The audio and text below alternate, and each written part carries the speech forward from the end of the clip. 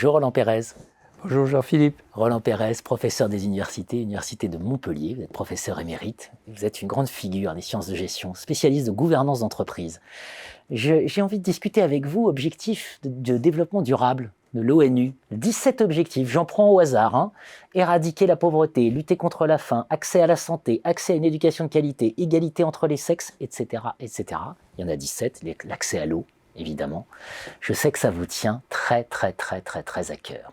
Donc, quand on est spécialiste de finance, de gouvernance, comme c'est votre cas, et qu'aujourd'hui, on se passionne pour cette question des ODD, Objectifs de développement durable, quel message vous avez envie de faire passer à nos collègues, aux jeunes générations, aux étudiants qui nous regardent, aux parents? Ce message n'est pas évident au départ. Ça dépend pour quelle motivation fait que ces étudiants font des études de gestion. Ils le font pour avoir un métier et pour pouvoir, si possible aussi, être heureux dans leur travail. Donc s'occuper de gestion et s'occuper d'une organisation, surtout si on a des responsabilités, en ayant en tête qu'il y a que l'ensemble de la planète connaît des problèmes. Ces problèmes sont très forts actuellement, mais ils sont anciens, ils datent du Club d'Europe, du rapport Brundtland, donc des années 70. Et en conséquence, depuis plusieurs décennies, on n'affronte pas directement ces problèmes. On a en fait un langage en deux temps. On parle de ces problèmes en général, mais on agit à très court terme.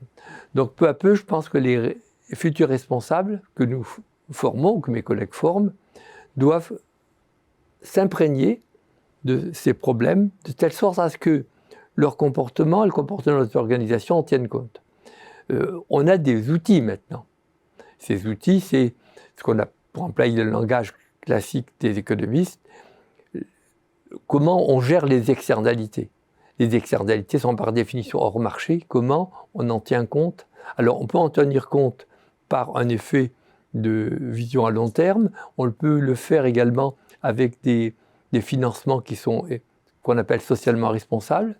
On peut le faire également sous la contrainte soit des pouvoirs publics ou tout simplement la contrainte de l'image que donne l'entreprise que l'on gère.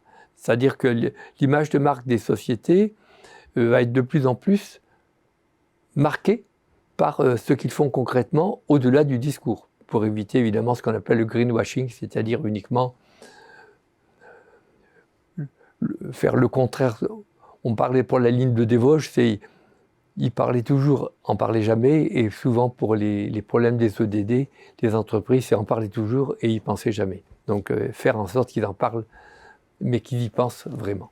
J'évoquais des étudiants, j'évoquais des collègues, et on pense aussi aux grands patrons. Vous êtes un spécialiste de gouvernance, vous avez beaucoup écrit sur les rachats d'actions, par exemple, où vous nous dites on n'est pas loin du crime là. Oui, parce vous avez des propositions fortes là qui vous démangeraient, que vous n'oseriez jamais dire en public, mais comme là on est entre nous, vous pouvez les dire. Oui, c'est cela. Mais les rachats d'actions dans le système européen sont parce qu'on a l'impression quand même que c'est le grand divorce, là, oui, non mais aux États-Unis, elles étaient avant très encadrées et elles se sont libérées. Et effectivement, sans dire que c'est un crime, c'est quand même pour la part d'un patron de grande entreprise, au lieu de regarder où il peut investir intelligemment, racheter ses actions pour tenir son cours et par là garder ses stocks options. Et le monde s'effondre. Avant que ça s'effondre, c'est pas très convenable. Pas très convenable. Bon, c'est un bon message, donc à bon entendeur. Merci Roland Pérez, on suivra tout ça avec beaucoup d'attention. Je sais que c'est un travail qui vous occupe beaucoup et au long cours. Merci Jean-Philippe.